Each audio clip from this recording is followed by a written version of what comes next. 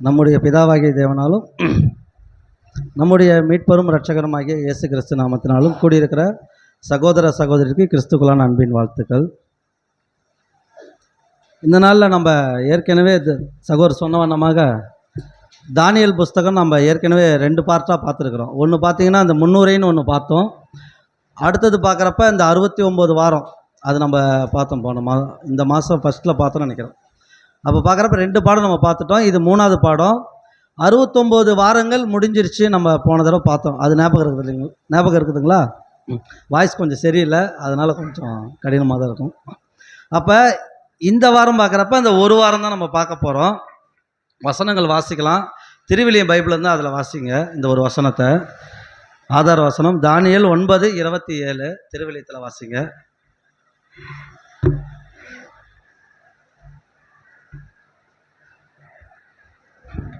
ஒரு வாரம் அவன் பலரோடு உடன்படிக்கை செய்து கொண்டு அரசாள்வான். அந்த வாரத்தின் பாதி கழிந்த பின் பலியையும் காணிக்கையும் நிறுத்தி விடுவான். திருக்கோவிலின் முனையில் பாலாக்கும் அருவருப்பு வைக்கப்படும். அதை அங்கு வைத்து பால்படுத்தியவன் கடவுளின் ஆணைப்படி இறுதியில் அழிவுறுவான். இப்போ நம்ம திருவிழியத்தில் படிக்கிறப்ப ஒரு வாரம் அளவுக்கு அவன் பலரோட உடன்படிக்கை பண்ணுவான் அப்படின்ற ஒரு வார்த்தை வருது. இதே நார்மல் பைபிளில் படிக்கிறப்ப அவர் அப்படின்ற வரதுனால நம்ம என்ன நினச்சிக்கிறோன்னா அது இயேசு கிறிஸ்து அப்படின்னு ஒரு சில பேர் நினச்சிக்கிறோம். அப்படி கிடையாது. அந்த லாஸ்ட் வாரம் யார் வராங்கன்னு பார்க்குறப்ப ஒரு ராஜா வரான். அவன் தான் அந்தி கிறிஸ்துன்னு சொல்லப்படுகிற ஒரு ராஜா. அவன் என்ன பண்ணுறான்னா, அவன் ஒரு வாரம் அளவுக்கும் அநேகருக்கு என்ன படுத்துறான்னா ஒரு உடன்படிக்கை ஏற்படுத்துகிறான். ஒரு வாரன்றப்ப நம்ம சொன்னாது ஒரு வாரம்னா 7 நாள், வாரத்துக்கு 7 நாளுங்களா? அப்போ 7 வருஷம் என்ன பண்ணுறான்னா அநேகரோட உடன்படிக்கை பண்ணுறான். அப்போ அநேகரோடனா அநேகர்ன்றப்ப இதில் யாரை சொல்லுவோம்? அநேகர் அப்படின்னா அநேகர். அப்போ யூத ஜனங்கள் மட்டுமல்ல. இந்த 70 வார தீர்க்க தரிசனம் யாருக்காக அப்படின்னு நம்ம சொன்னோம்னா யூத ஜனங்களுக்காக நம்ம சொல்லியிருந்தோம்ல. அப்போ அந்த வசனம் எப்படி வரும்னா, அந்த ஒரு வாரம் அளவுக்கு அவன் யாருக்கிட்டனா ஒருத்தர்கிட்ட உடன்படிக்கை பண்ணுவான் அப்படின்னு போட்டிருந்துச்சுன்னா அது யூத ஜனங்கள் நம்ம எடுத்துக்கலாம். ஆனால் அநேகரோட உடன்படிக்கை பண்ணுவான்னு போட்டிருக்குது. அப்போ அநேகர்னா நிறையா பேர். அப்போ அவன் உலகத்தோட ஒரு உடன்படிக்கை பண்ணுறான். யூதர்களுக்கு மட்டுமல்ல, மற்ற எல்லாத்தோரும் ஒரு உடன்படிக்கை பண்ணக்கூடியவன் தான் அந்த ராஜான்னு நம்ம பார்த்தோம். இப்போ நமக்கு என்ன கேள்வின்னா, ஃபஸ்ட்டு அந்த தானியேல் சிலை ஒன்று இருக்கும், அது போடுங்க. இப்போ தானியேல் பார்க்குறப்ப நேபுகாத் நேச்சார் பற்றி நம்ம பார்த்தோம். நேபுகாத் நேச்சார் என்ன பண்ணாருன்னா, ஒரு கனவு சொப்பனம் கண்டார். ஒரு சிலை நிற்கிற மாதிரி அந்த சொப்பனத்தில் பார்க்குறாரு. இந்த சிலை தான். இந்த சிலையை பார்க்குறப்ப இந்த தலை யாரை பற்றி நம்ம சொன்னோம்? பாபிலோன் நேபுகாத் நேச்சார். இது நீங்கள் மைண்டில் வச்சிட்டிங்கன்னா இந்த பாடம் முடிவில் உங்களுக்கு ஈஸியாக இருக்கும். அதேமாரி இந்த மார்பகம் யாரை சொன்னோம்? அப்புறம் அந்த பாதத்தை அந்த முட்டிக்கிட்டு இருந்து அந்த இடுப்பு வரைக்கும் யாரை சொன்னோம்? கிரேக்கர்கள். அதுக்கப்புறம் அந்த கருப்பாக்குதில் அந்த பாதம் அது வரைக்கும் யார் சொன்னோம்? ரோம் சொன்னோம். இந்த ரோம் எது வரைக்கும் வராங்க? பாதம் வரைக்கும்னா இந்த பாதத்தில் என்ன மிக்சிங் ஆயிருக்குதுங்க? இரும்பும் களிமண்ணும் மிக்சிங் ஆயிருக்குது. அப்போ இந்த களிமண் யாரு? இரும்புன்றது ரோம் சாம்ராஜ்யம். அப்போ அந்த களிமண் யாரு? மதமும் அரசியலும். சிஸ்டர் சொல்கிறாங்க மதமும் அரசியலும். நெக்ஸ்ட்டு தெரிஞ்சவங்க சொல்லுங்கள். மக்கள். களிமண்ன்றது மக்கள். வேற அந்தி கிறிஸ்து. சகோதரர் சொல்கிறாரு அந்தி கிறிஸ்து பக்கம் வந்துட்டு இருக்கிறாரு. அடுத்தது வேற. இப்போ பார்த்தோம்னா இந்த இரும்பும் களிமண்ணும் ராஜ்யம்னா இந்த ரோம் ராஜ்யம் தான். ஓகேங்களா? அந்த இரும்புன்றது ரோம் ராஜ்யம். அந்த ரோம் ராஜ்யம் இருக்கிறப்ப தான் அந்த களிமண் இருக்குது. புரியுதுங்களா? அப்படிதானே? ஏன்னா அந்த பாதத்துக்கு கீழே களிமண் கலந்து இருக்குது. அப்படின்னா இரும்புன்றது ரோமு. அந்த ரோமுக்குள்ளே என்ன பண்ணுது? இரும்பும் களிமண்ணும் கலந்து இருக்குது, மிக்ஸ் ஆகிருக்குது. ரோம் ராஜ்யம் இப்போ இருக்குதான்னு கேட்டால் நம்ம என்ன சொன்னோம்? ரோமு இல்லைன்னு நம்ம சொல்லிட்டோம். ரோம் ராஜ்யம் இல்லை அப்படின்னு நம்ம சொல்லிட்டோம். ஆனால் இங்கே கனவுல என்ன சொல்கிறாருன்னா, இந்த களிமண் இரும்பும் இருக்கிறப்ப தான் கையால் பேர்க்கப்படாத ஒரு கல் பெயர்ந்து வந்து இந்த சிலையில் அடித்து நொறுக்கிருச்சுன்னு படிக்கிறோம். அந்த கல் யாருன்னா கிறிஸ்து நம்ம சொன்னோம். அப்போ கிறிஸ்தோட ராஜ்யம் இன்னும் வரல. அப்போ ரோம் ராஜ்யம் இருக்குன்னு தானே அர்த்தம். அப்படி ரோம் ராஜ்யம் இல்லைன்னா அந்த கல் வந்து அடிச்சிருக்கணும், அடித்து அந்த சிலையை உடைச்சிருக்கணும். அப்படி பார்த்தா தான் இல்லைன்னு அர்த்தம். ஆனால் இன்றைக்கி ரோம் ராஜ்யம் இல்லைன்னு நம்ம சொல்கிறோம், கண்ணால் இல்லைன்ட்டோம். அப்போ கிறிஸ்து ராஜ்யம் இருக்குதா? ஏன்னு கேட்டிங்கன்னா நம்ம பைபிள் ஸ்டூடெண்ட்லேருந்து வந்திருக்கிறோம். மெயினாக நம்ம உபதேசத்தை மண்டையில் ஏற்றிருக்கிறோம், ஃபுல்லாக ஏற்றிருக்கிறோம். 53 ஃபாலோ கிளாஸை நான் எனக்கு பர்சனலாக சொல்கிறேன், நான் ஒரு 20-30 தடவை கேட்டிருப்பேன். கேட்டு கேட்டு கேட்டு கேட்டு, ஏன்னா பைபிள் படிக்கிறதோட அதை தான் அதிகமாக கேட்க சொல்லுவாங்க. கேட்டு கேட்டு மைண்டில் ஏற்றுங்க, அதுதான் உங்களுக்கு பேஸ் மட்டும்னு சொன்னாங்க. அப்படி ஏற்றி ஏற்றி தான் இன்றைக்கி பைபிள் படிக்கிறப்ப நிறைய இடிபாடு கொலாப்ஷனாக இருக்குது, என்னால் புரிஞ்சிக்க முடியல. அந்த மாதிரி பார்க்குறப்ப நம்ம பைபிள் ஸ்டூடெண்ட் வந்து என்ன சொன்னாங்கன்னு கேட்டிங்கன்னா, கிறிஸ்துவோட ராஜ்யம் ஸ்டார்ட் ஆயிடுச்சா இல்லைங்களா? ஸ்டார்ட் ஆயிடுச்சு. எப்போ ஸ்டார்ட் ஆச்சு?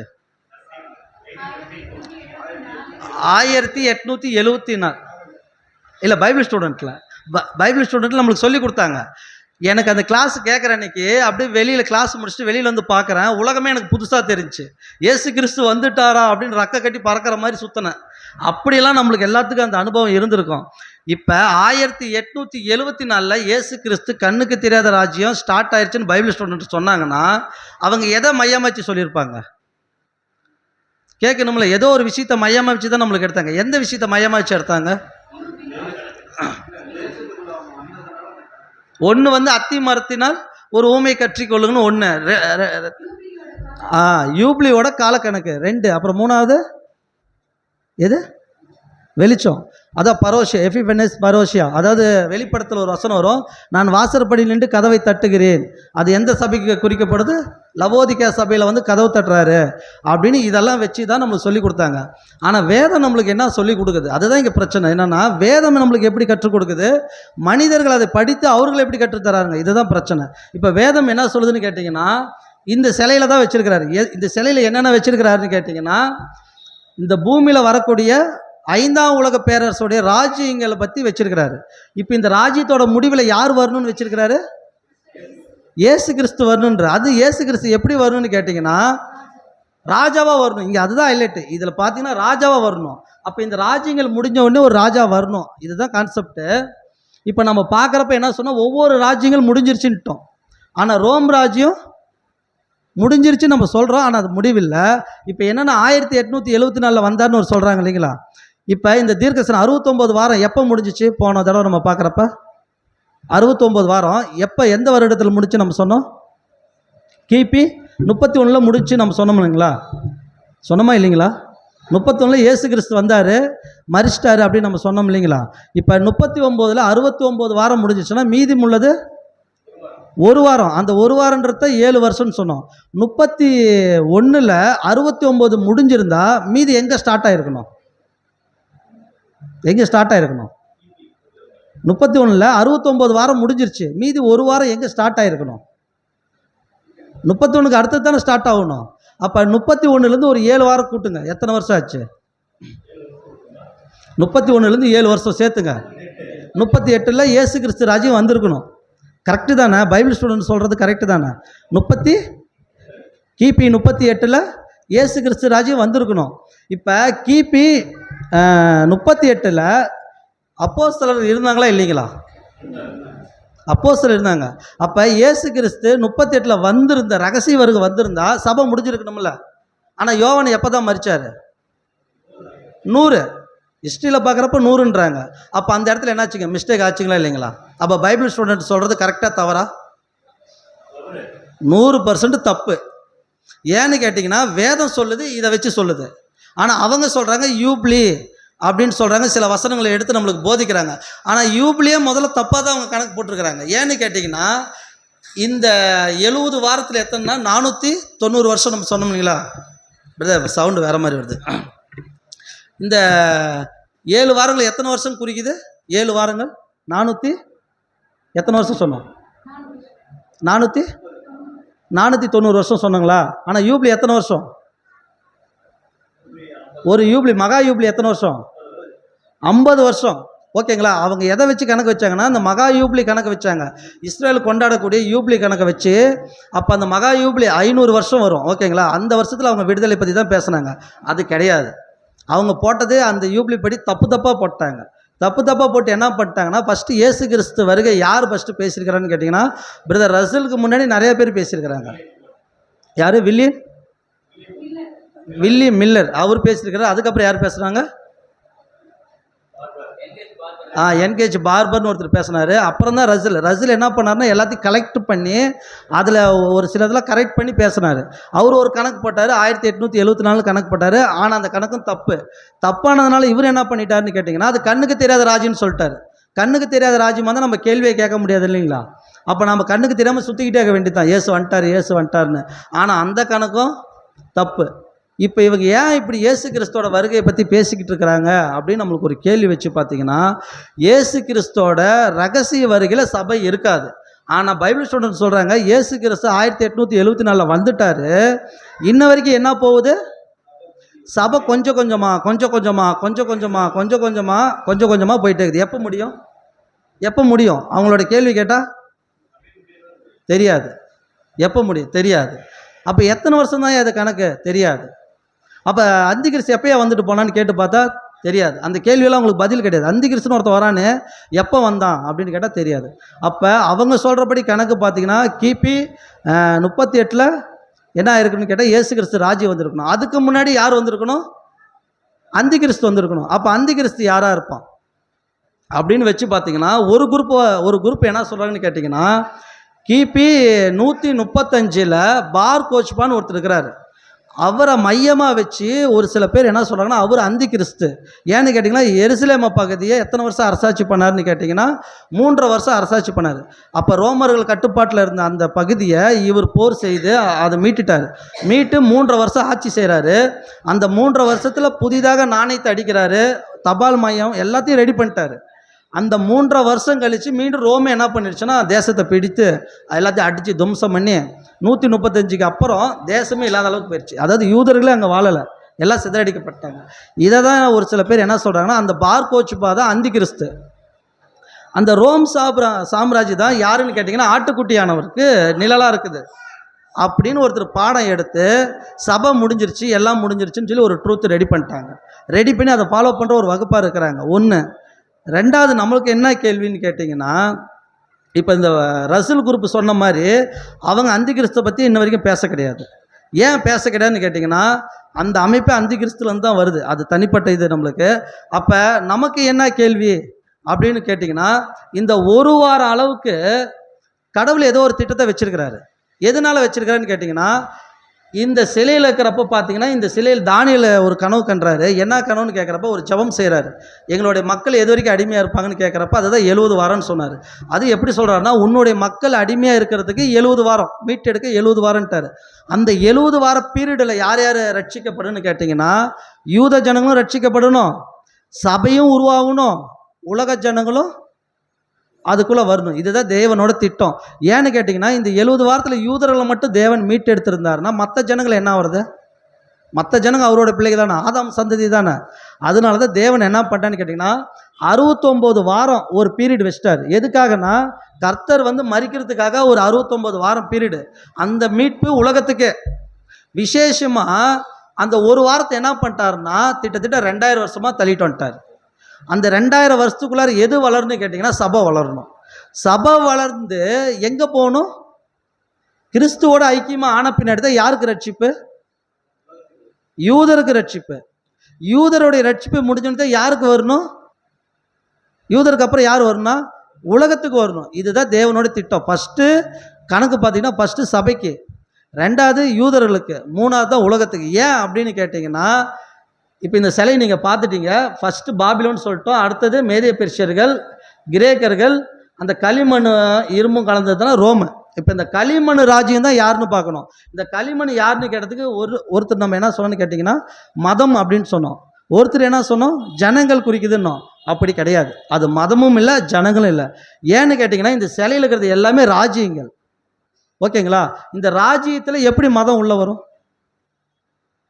ராஜ்யம் தானே வரணும். இதெல்லாம் ராஜ்யம் தானே. பாபிலோன் ராஜ்யம், மேத பெர்ஷியர் ராஜ்யம், கிரேக்கு ராஜ்யம் தானே, ரோம ராஜ்யம் தானே. அப்போ அந்த களிமண் யார் இருக்கணும்? இதுதான் ராஜ்யம். இப்போ என்னன்னா, இப்போ தான் நம்ம பார்க்க போகிறோம் அது எந்த ராஜ்யமாக இருக்கணும், எப்படி இருக்குன்னு கேட்குறேன். ஏன்னு கேட்டிங்கன்னா, இந்த களிமண் மிக்சடு ஆவறப்ப தான் கையால் பேர்க்கப்படாத ஒரு கல் வரணும், அந்த சிலை மேலே மோதணும். அப்போ இந்த களிமண் ராஜ்யம் வரணும்னா கடைசியாக நம்ம சொன்னோம் இல்லைங்களா, ஒரு வாரம் அளவுக்கு ஒருத்தர் வரணுமில்ல. அப்போ அவன் எந்த எந்த ராஜ்யத்தில் வரவனா இருப்பான்? அதுதான் பாயிண்ட்டு. ஏன்னா களிமண்ணில் வரப்போ தான் யார் வரணும்னு கேட்குறப்ப அவன் வரணும். ஏன்னா அதுவும் ஒரு ராஜ்யம்தான். அப்போ அந்த ராஜ்யத்துக்கு ஒரு ராஜா வரணும் இல்லைங்களா. அந்த ராஜா தான் ஒரு வாரம் அளவுக்கு. அவனுக்கு கொடுக்கப்பட்ட காலப்பகுதி வெறும் 7 வருஷம்தான். ஆனால் இந்த ராஜாக்களுக்கு கொடுக்கப்பட்ட காலப்பகுதி படித்து பார்த்தீங்கன்னா எத்தனை வருஷங்களாம் கொடுத்துக்கிறாரு? வருஷங்கள் அதிகம். ஆனால் அந்த களிமண்ணுக்கு கொடுக்கப்பட்ட பீரியடு தான் வெறும் 7 வருஷம். இப்போ இந்த களிமண் பார்க்குறப்ப அது மதமும் அல்ல, ஜனங்களும் அல்ல, அது ஒரு புதிய ராஜ்யம் வரப்போகுது. இப்போ அதை பற்றி தான் பார்க்க போகிறோம்.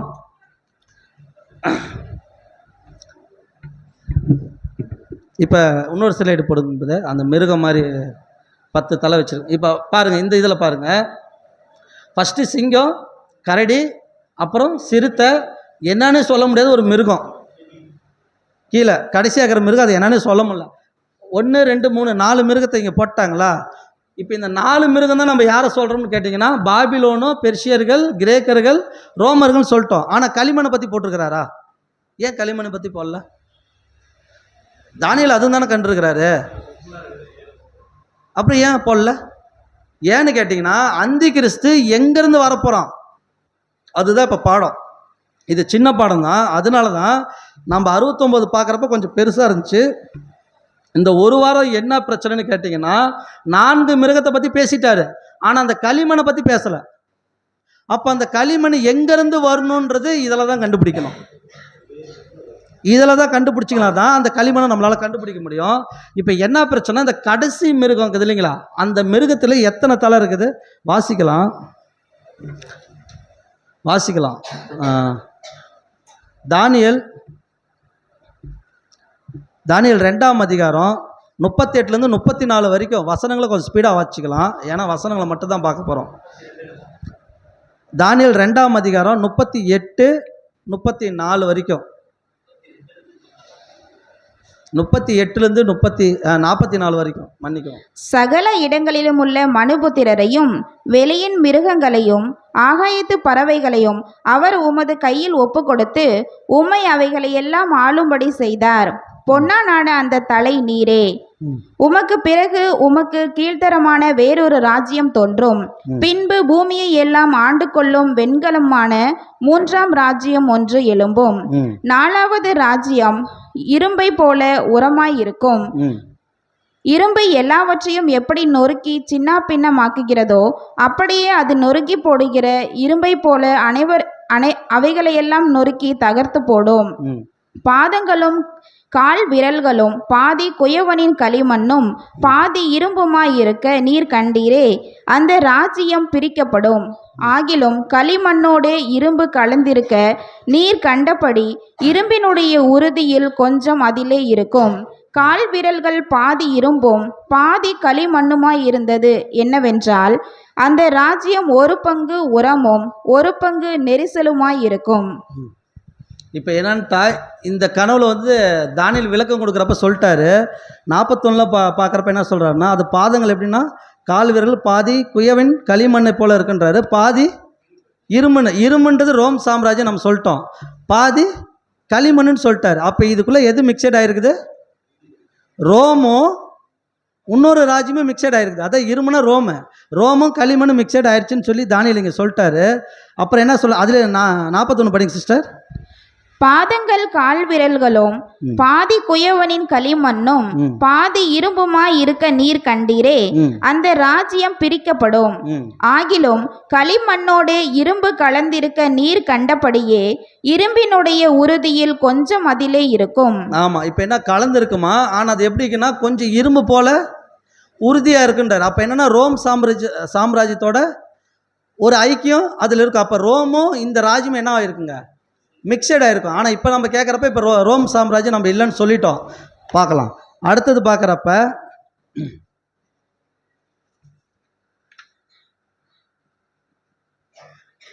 கடைசி வசனம் வாசிங்க சிஸ்டர். அதில் 44 வாசிங்க சிஸ்டர். அந்த ராஜாக்களின் நாட்களிலே பரலோகத்தின் தேவன் என்றென்றைக்கும் அழியாத ஒரு ராஜ்யத்தை எழும்ப பண்ணுவார். அந்த ராஜ்யம் வேறு ஜனத்திற்கு விடப்படுவதில்லை. ஒரு கல் கையால் பெயர்க்கப்படாமல் மலையிலிருந்து பெயர்ந்து உருண்டு வந்து இரும்பையும் வெண்கலத்தையும் களிமண்ணையும் வெள்ளியையும் பொன்னையும் நொறுக்கினதை நீர் கண்டீரே. அப்படியே அது அந்த ராஜ்யங்களை எல்லாம் நொறுக்கி நிர்மூலமாக்கி தானோ என்றென்றைக்கும் நிற்கும். போதும் சிஸ்டர். இப்போ தான் ஒரு கல் வந்து என்ன பண்ணுதுன்னா இது எல்லாத்தையும் உடைச்சிருச்சு அப்படின்றார். ஓகேங்களா? இப்போ என்னன்னா இந்த பாதத்தில் எத்தனை விரல்கள் பற்றி பேசுகிறார் தானியேல்? 10 விரல். அந்த 10 விரல்கள் யாரை சொல்கிறாரு? 10 ராஜாக்களான்னு சொல்கிறாரு. அப்போ அந்த பாதம் களிமண்ணுனா அந்த களிமண்ணில் எத்தனை ராஜாக்கள் தோன்றுவார்கள்? 10 ராஜாக்கள் தோணுவாங்க. அந்த 10 ராஜாக்கள் காலத்தில் தான் யார் வருவார்னா கையால் பேர்க்கப்படாத கல் வரும்னு நம்ம பார்க்குறோம். இப்போ இது ஒரு தீர்க்க தரிசனமாக சொல்கிறார் தானியேல்.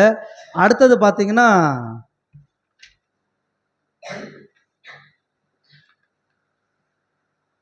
தானியேலுக்கு ஒரு தரிசனம் வருது. அதை வாசிங்க.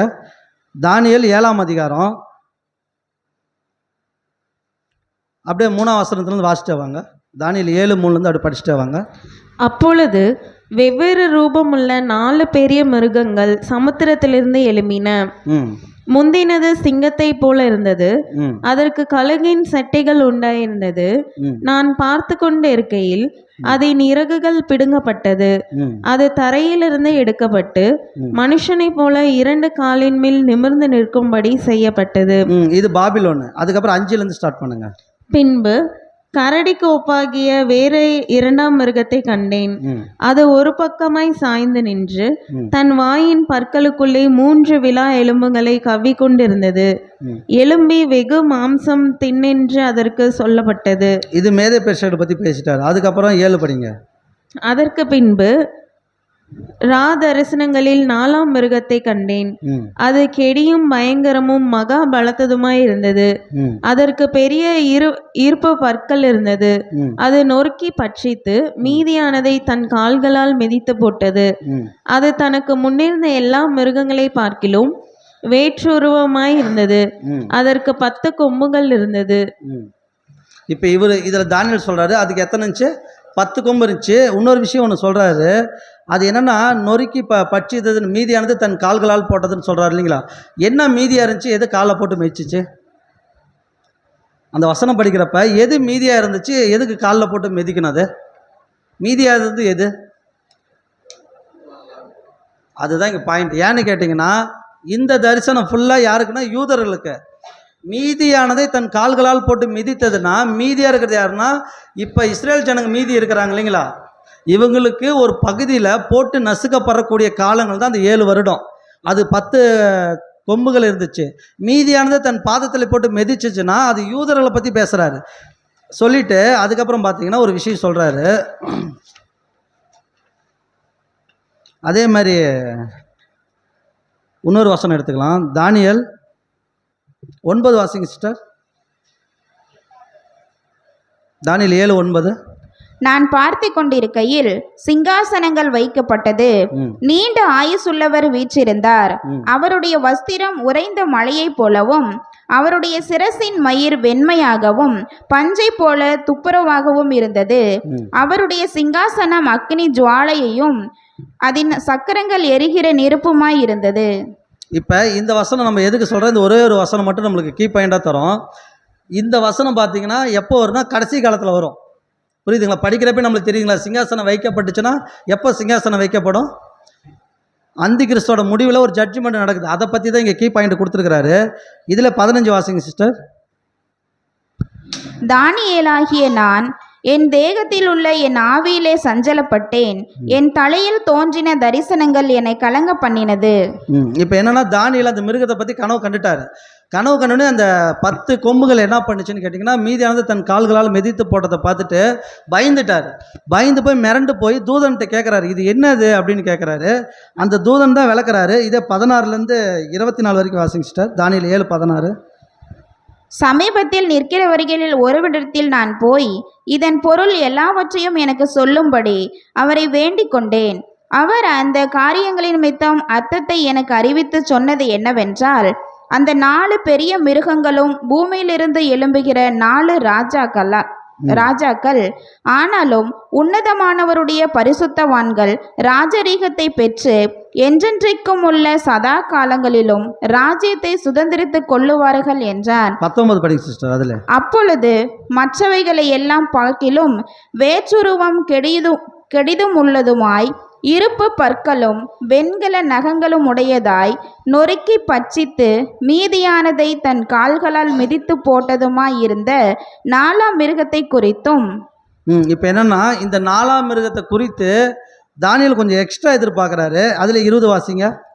அதன் தலைமேலுள்ள 10 கொம்புகளை குறித்தும் தனக்கு முன்பாக 3 கொம்புகள் விழுந்து போக எழும்பினதுமாய் கண்களையும் பெருமையானவைகளையும் பேசும் வாயை உடையதுமாய் மற்றவைகளை பார்க்கிலும் பருமனாக தோன்றினதுமாய் இருந்த அந்த வேறே கொம்பை குறித்தும் அவற்றின் பொருளை அறிய மனதாயிருந்தேன். அது 24 வாசிங்க. அதில் அந்த 10 கொம்புகள் என்னவென்றால் அந்த ராஜ்யத்திலே எழும்பும் 10 ராஜாக்களாம். அவர்களுக்கு பின்பு வேறொருவன் எழும்புவான். அவன் முந்தினவைகளை பார்க்கிலும் வேறாயிருந்து 3 ராஜாக்களை தாழ்த்தி போட்டு. இப்போது சிஸ்டர், இப்போ தான் என்னன்னு கேட்குறப்ப தானியேல் சொல்கிறாரு, அந்த 10 கொம்புகளை பற்றி நான் ஆச்சரியமாக பார்த்துட்டு இருந்தேன் அப்படின்றப்ப தானியேல் 7:24 சொல்கிறப்ப அந்த 10 கொம்புகள் என்னவென்றால் அந்த ராஜ்யத்தில் எழும்பும் 10 ராஜாக்களான்ட்டார்.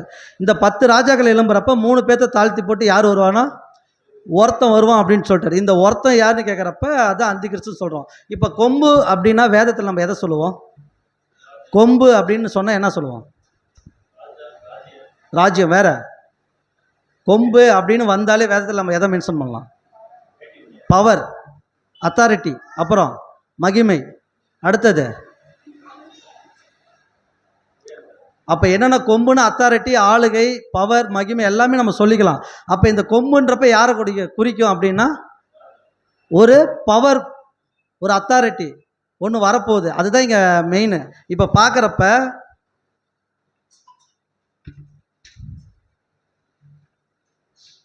ஒரு வசனங்களை வாசிச்சிடலாம். இப்போ இந்த கொம்பு யார் அப்படின்னு பார்த்தீங்கன்னா தானியேல் 8ஆம் அதிகாரம் 1ஆம் வசனத்தை வாசிங்க சிஸ்டர். தானியேல் 8:1.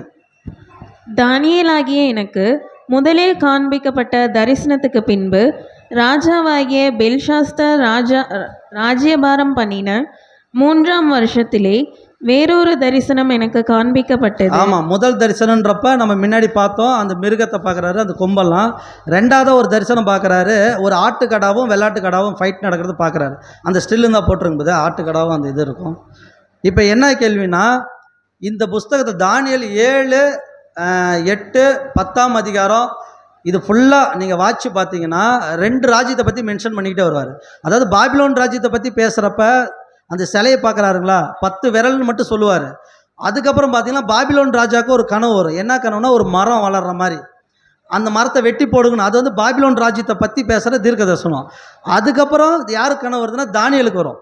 அதுதான் அந்த மிருகத்தை பார்த்தோமா, அந்த கனவு. அதுக்கப்புறம் தானியேலுக்கு மீண்டும் ஒரு கனவு வந்திருக்குது, இந்த வெள்ளாட்டு கடா. ஏன் இந்த கனவுகளை நம்ம பார்க்குறோன்னு கேட்டிங்கன்னா, இந்த கனவுக்குள்ளே மீண்டும் யார் வராங்கன்னு கேட்டிங்கன்னா அந்தி கிறிஸ்து வரும். அப்படி எப்படின்னு பார்த்தீங்கன்னா தொடர்ச்சியாக வாசிங்க சிஸ்டர். 3ஆம் வசனம் வாசிங்க. அதில் நான் என் கண்களை ஏறெடுத்து பார்த்தேன், இதோ 2 கொம்புகள் உள்ள ஒரு ஆட்டுக்கடா ஆற்றிற்கு முன்பாக நின்றது.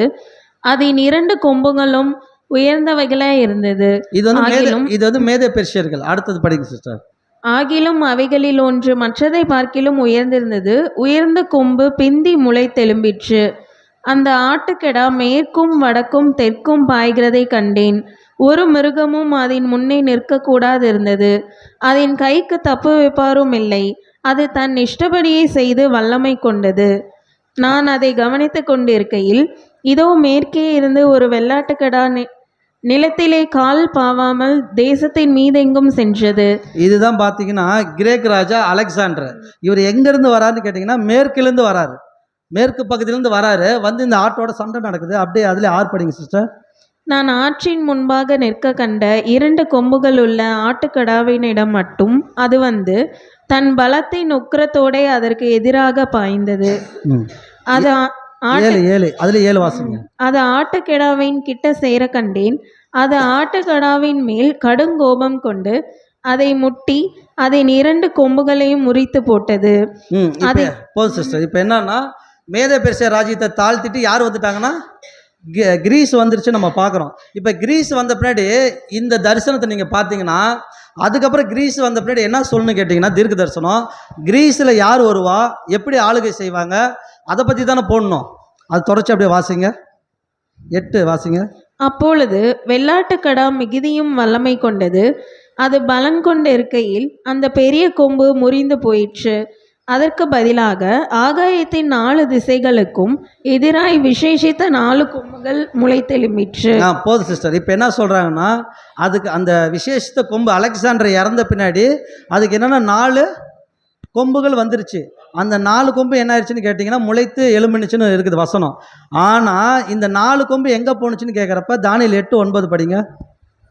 அவைகளில் ஒன்றிலிருந்து சின்னதான ஒரு கொம்பு புறப்பட்டு தெற்குக்கும் கிழக்குக்கும் எதிராகவும் சிங்காரமான தேசத்துக்கும் நேராகவும் மிகவும் பெரிதாயிற்று.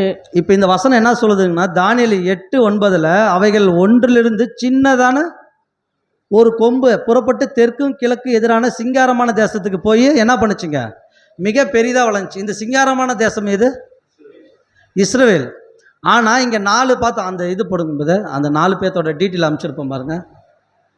ஸ்டில்லு இந்த 4 பேர் யாருன்னு கேட்டிங்கன்னா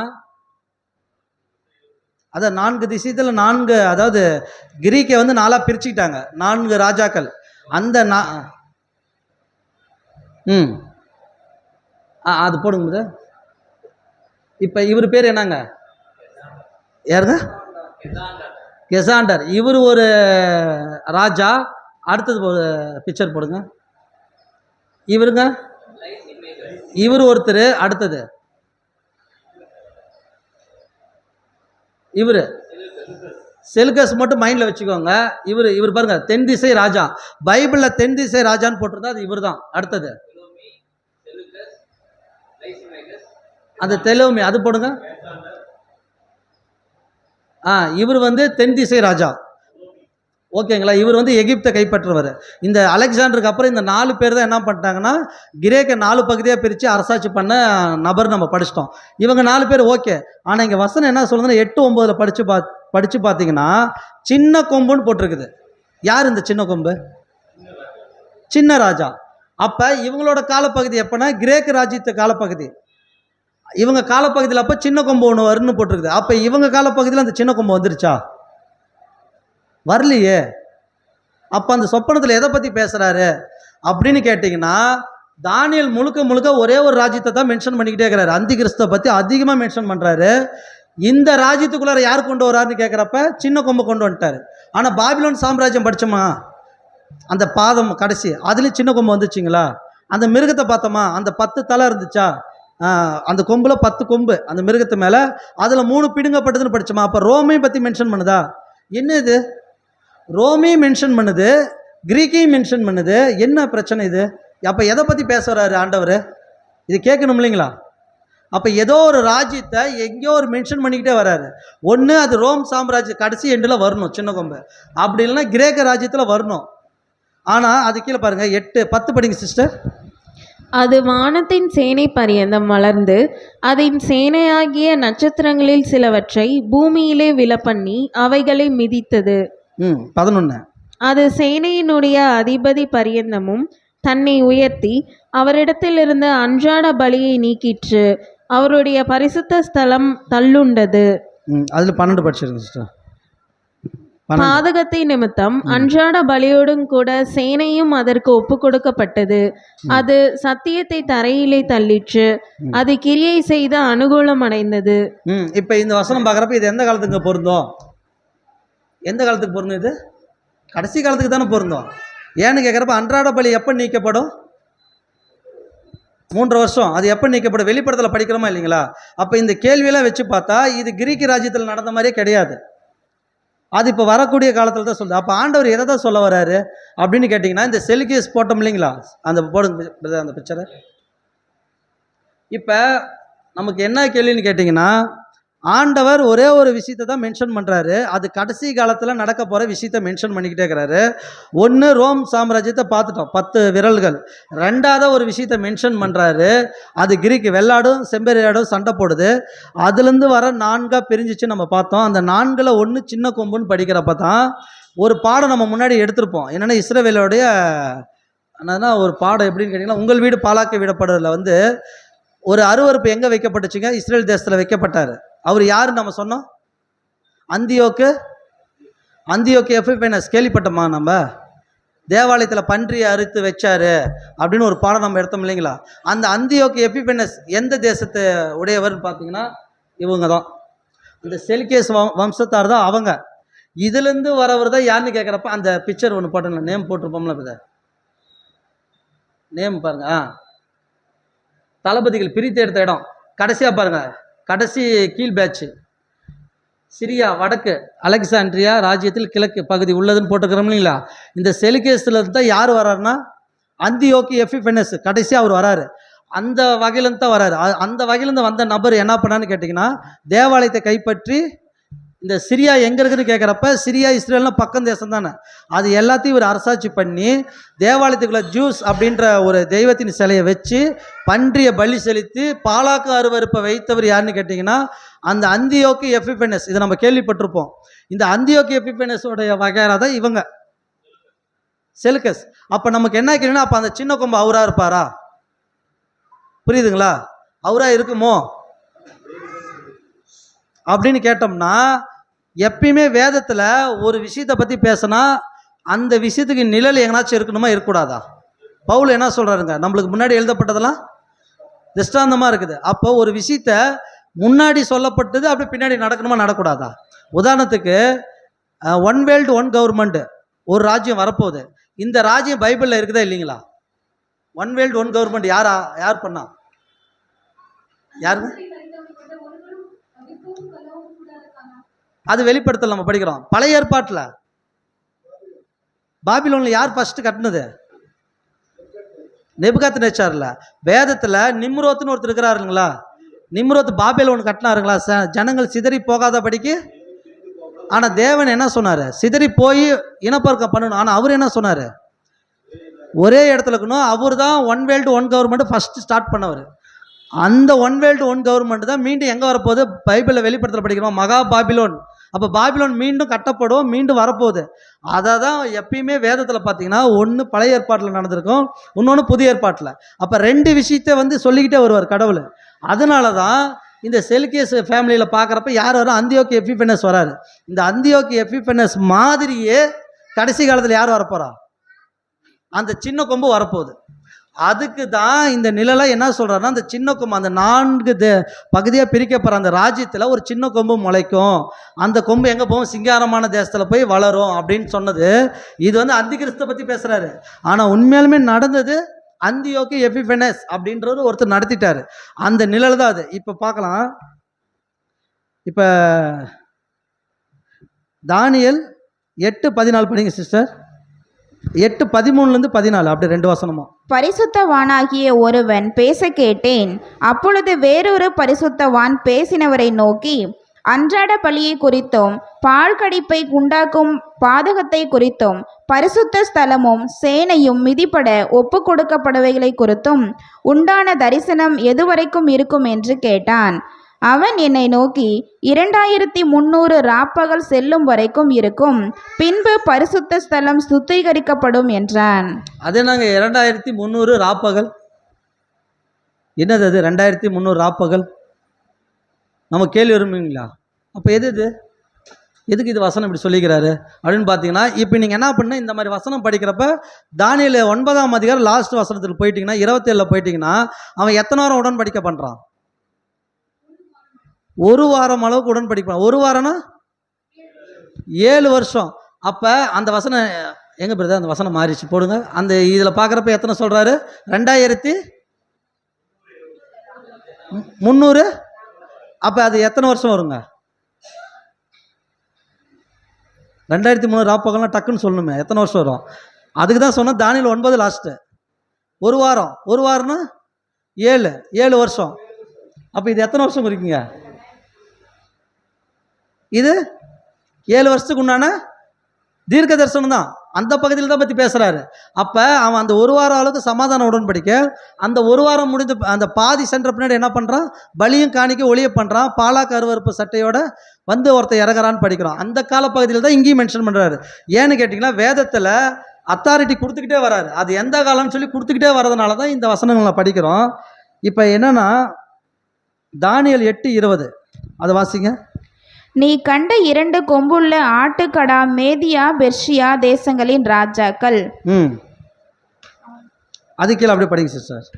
ரோமமுள்ள அந்த வெள்ளாட்டுக்கடா கிரேக்கு தேசத்தின் ராஜா, அதன் கண்களுக்கு நடுவே இருந்த பெரிய கொம்பு அதன் முதலாம் ராஜா. அது முறிந்து போன பின்பு அதற்கு பதிலாக 4 கொம்புகள் எழும்பினது என்னவென்றால், அந்த ஜாதியிலே 4 ராஜ்யங்கள் எழும்பும். ஆனாலும் அவனுக்கு இருந்த வல்லமை அவைகளுக்கு இராது. அவர்களுடைய இப்போ என்னன்னா இதே வசனம் தான் இதுக்கு முன்னாடி நம்ம படிச்சோமாங்களா, அந்த வெள்ளாட்டு கடா சண்டை போட்டோன்னே 4ஆ பிரிக்கப்படுதுன்னு படிச்சோமா. ஆனா மறுபடியும் ரீப்ளே பண்றாரு. இது என்னது, மறுபடியும் இதே வசனம் தான் வருது. நீங்கள் மறுபடியும் அந்த அதிகாரத்தை படித்து பார்த்தீங்கன்னா சொன்ன வசனமே தான் வரும். அப்போ இந்த காலப்பகுதி எது அப்படின்னு கேட்டிங்கன்னா இதுதான் நம்ம முன்ன படித்தோம் இல்லைங்களா, அந்த செல்கேஸ் இவங்களாம் படித்தோம் இல்லைங்களா, அதை பற்றி பேசுகிற இடம் இங்கேருந்து ஸ்டார்ட் ஆகும். ஃபஸ்ட்டு அங்கேயே சொல்கிறார் ஒரு பாயிண்ட்டு, அது கீழே படிச்சிங்கன்னா அந்தி கிறிஸ்தை பற்றி பேசி ஸ்டாப் பண்ணிடுவார். அதுக்கப்புறம் அவங்கள பற்றி மீண்டும் இங்கேயே ஸ்டார்ட் பண்ணுறாரு. அப்படியே தொடர்ச்சியா வாசிங்க சிஸ்டர். அவர்களுடைய ராஜ்யபாரத்தின் கடைசி காலத்திலோ வென்றால் பாதகருடைய பாதகம் நிறைவேறும் போது மூர்க்க முகமும் சூதான பேச்சுமுள்ள சாமர்த்தியமான ஒரு ராஜா எழும்புவான். பாருங்க, ஒரு ராஜா எழும்புவான், அவனுடைய வல்லமை பெருகும். அப்படி தொடர்ச்சா படிங்க. ஆனாலும் அவனுடைய சுயபலத்தினால் அல்ல, அவன் அதிசயமான விதமாக அழிம்புண்டாக்கி அனுகூலம் பெற்று கிரியை செய்து பலவான்களையும் பரிசுத்த ஜனங்களையும் அழிப்பான். அவன் தன் உபாயத்தினால் வஞ்சகத்தை கைகூடி வர பண்ணி தன் இருதயத்தில் பெருமை கொண்டு நிர்விசானத்தோடு இருக்கிற அநேகரை அழித்து அதிபதிகளுக்கு அதிபதியாய் இருக்கிறவருக்கு விரோதமாய் எழும்புவான். ஆனாலும் அவன் கையினால் அல்ல, வேறு விதமாய் முறித்து போடப்படுவான். போது சிஸ்டர், இங்க பாக்குறப்ப யாருக்கு விரோதமா வரானா அதிபதிகளுக்கு அதிபதியா இருக்கிறவர். யாருங்க அதிபதிக்கு அதிபதியா இருக்கிறவர்? யாருங்க? அதிபதிக்கே அதிபதியாக இருக்க, அது இயேசு கிறிஸ்துக்கு விரோதமாக வரக்கூடிய ஆள். இவன் எப்போனா இதுதான் கடைசி காலம் சொன்னோம், ஓகேங்களா. அப்போ இதுதான் யாரை பற்றி பேசுனா அந்தி கிறிஸ்து. அங்கேயும் 4 பேசிட்டாரு. 4 கீழே யாருன்னா ஒரு ராஜன் சொல்கிறாரு. அங்கே கொம்புன்னு படித்தோம், இதுக்கு முன்னாடி கொம்புன்னு படித்தோம். அதுக்கப்புறம் இங்கே ராஜனே சொல்கிறாரு. ஒரு ராஜா வருவான், அவன் அதிபதிக்கு அதிபதி இருக்கிறவருக்கு விரோதமாக நிற்பான் அப்படின்னு. இவன் தான் காலங்களையும் பிரமாணங்களையும் மாற்ற நினைப்பவன் நம்ம படித்தோம். இவனை ராஜானே இங்கே மென்ஷன் பண்ணிட்டாரு. இப்போ இந்த ராஜ்யம் எந்த ராஜ்யம் நம்ம சொல்கிறோம்? கிரீக் ராஜ்யம். அப்போ இவன் எந்த ராஜ்யத்திலேருந்து வருவான்? கிரீக்கிலேருந்து வருவான். ஏன்னு கேட்டிங்கன்னா அதுக்கு தான் இவ்வளோ எவிடன்ஸ் நம்ம வைக்கிறோம். நீங்கள் படிக்கிறப்பே நீங்கள் மென்ஷன் பண்ணிக்கிட்டே இருக்கணும். இவன் வர்றது எங்கன்னா கிரீக்கிலேருந்து வருவான். இப்போ கிரீக் ராஜ்யம் இருக்குதுங்களா? கிரீக் ராஜ்யமே இல்லையே, அப்புறம் எப்படி அதுலேருந்து வருவான்? ஆனால் வசனம் அப்படி தானே சொல்லுது, கரெக்டு தானே? கிரேக்கிலேருந்து தான் வரணும், ஆனால் அப்படி இல்லையே. இது என்ன இது அப்படின்னு பார்த்தீங்கன்னா மறுபடியும் இதுக்கு போயிடலாம். தானியேல் 8ஆம் அதிகாரம்.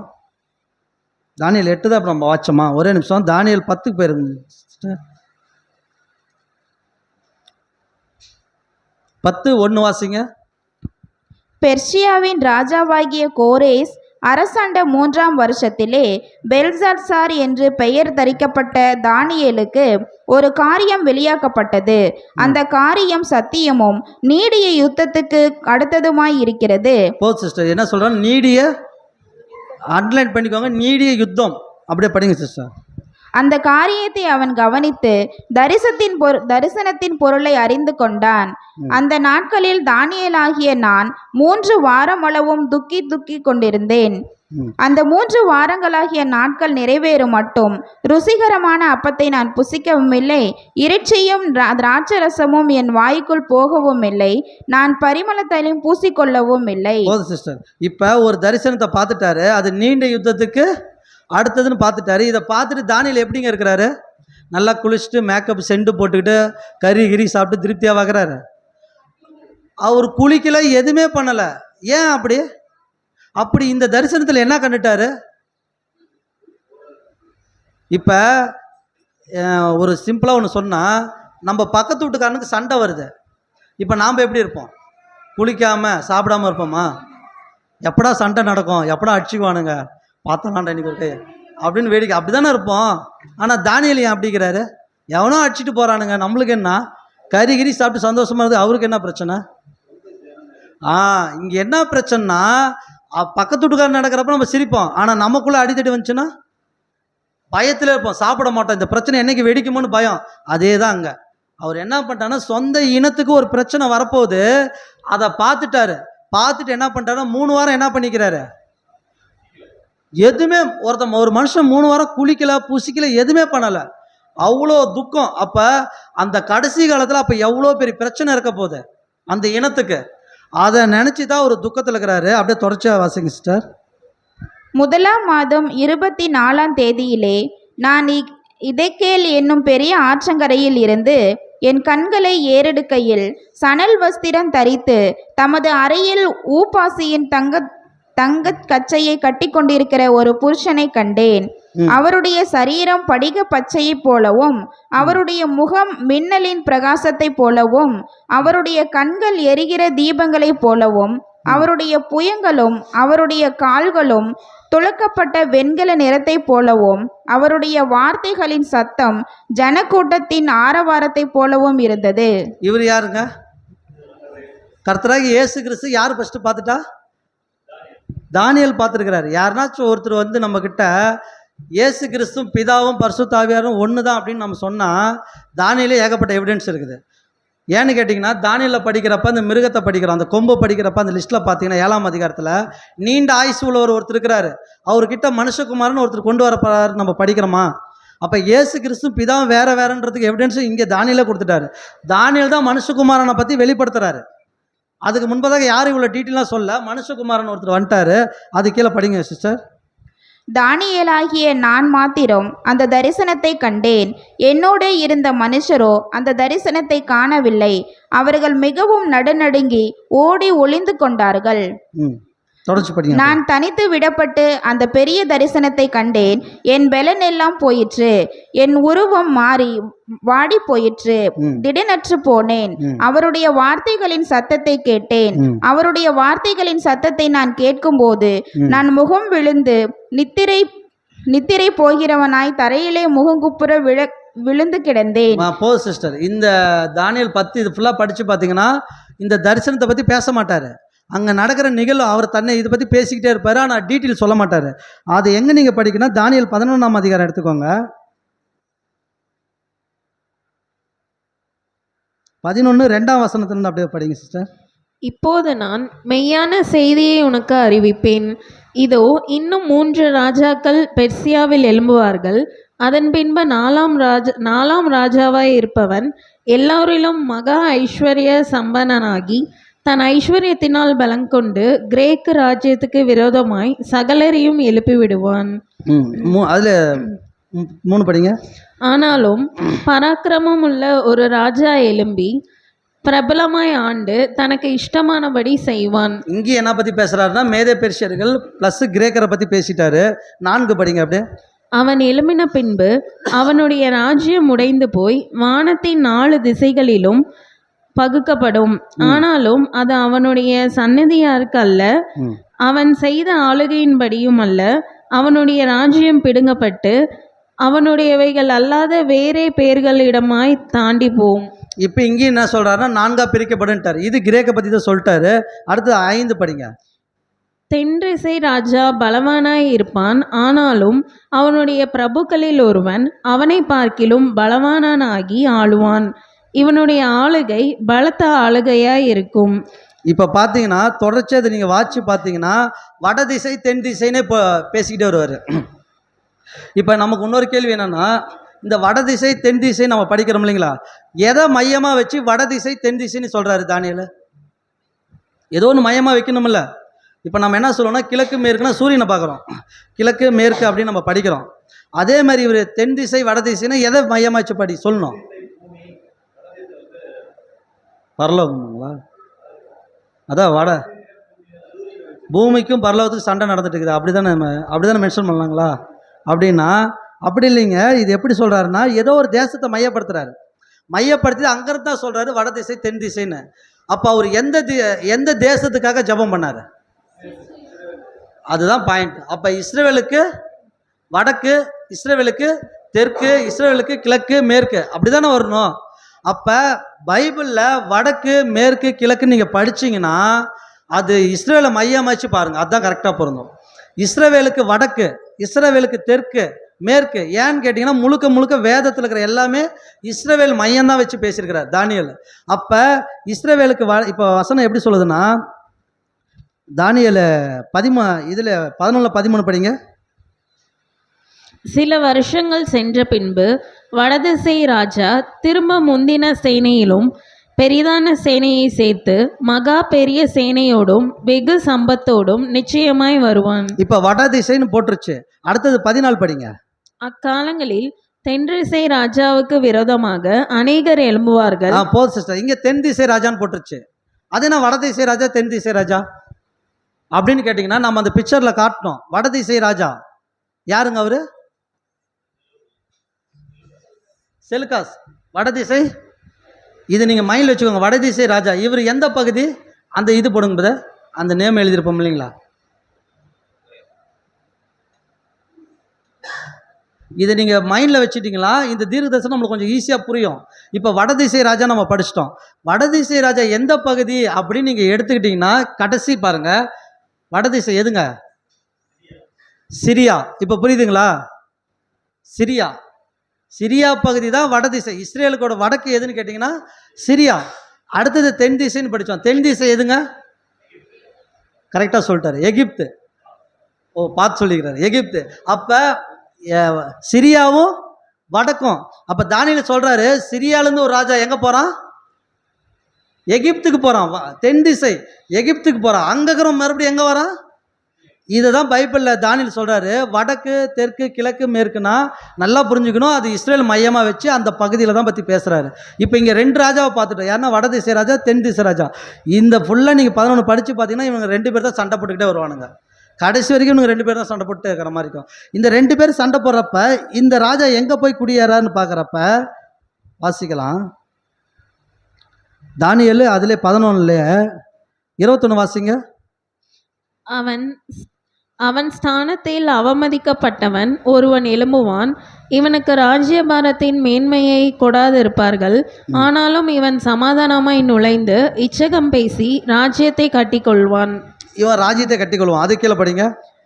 பிரவாகமாய் வருகிற சேனைகள் இவனாலே பிரவாகமாய் முறிக்கப்படும். உடன்படிக்கையின் தலைவனும் முறிக்கப்படுவான். யாருங்க உடன்படிக்கை தலைவன்? இயேசு கிறிஸ்துங்களா உடன்படிக்கை தலைவன்? இந்த பாடம் யாரை வச்சு பாசம்? உடன்படிக்கை தலைவன். சிஸ்டர் கரெக்டாக சொல்லிட்டாங்க. ஒரு வாரம் பற்றி தான் நம்ம பார்க்குறோம். அவன் தானே உடன்படிக்கையின் தலைவனாகிறான் அந்த 7 வருஷத்துக்கு. இவன் என்ன பண்ணுறான்? முறிக்கப்படுறான். இதை பற்றி நம்ம வரக்கூடிய காலத்தில் பார்த்தலாம், இதை நம்ம டச் பண்ண வேணாம். இப்போ என்னன்னா இவன் எங்கே போகிறான்னு கேட்குறப்ப இவன் எந்த பகுதியில் போகிறான்னா சிங்காரமான தேசத்துக்கு தான் இவன் போகிறான். வசனங்கள் வாசிச்சிடலாம். தானியேல் 11:41 வாசிங்க. 40 41 வரைக்கும். முடிவு காலத்திலோ வென்றால் தென்திசை ராஜா அவனோடே முட்டுக்கு நிற்பான். தென்திசை ராஜானா எகிப்தின் ராஜா முட்டுக்கு நிற்கிறான். அதுக்கப்புறம் வடதிசை ராஜாவும் ரதங்களோடும் குதிரை வீரர்களோடும் அநேகம் கப்பல்களோடும் சூறை காற்றை போல் அவனுக்கு விரோதமாய் வருவான். வடதிசை ராஜானா சிரியா பகுதியில் இருக்கணும் வரானுங்க. அடுத்தது அவன் தேசங்களுக்குள் பிரவேசித்து அவைகளை பிரவாகித்து கடந்து போவான். அவன் சிங்காரமான தேசத்திலும் வருவான். அப்பொழுது அநேக தேசங்கள் கவிழ்க்கப்படும். ஆனாலும் ஏதோமும் மோவாபும் அம்மோன் புத்திரரில் பிரதானமானவர்களும் அவன் கைக்கு தப்பி போவார்கள். இப்ப யார் யார் தப்பி போவாங்க? இங்க பேரே கொடுத்துட்டாரு. எத்தனை பேரு?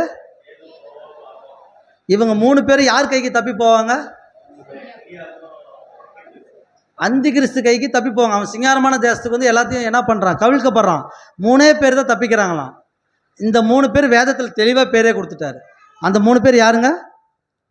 மறுபடியும் அந்த வசனம் வாசிங்க. ஏதேமு, மோவாப்பு, அமோன். இந்த 3 புத்திரர்கள் யாருங்க?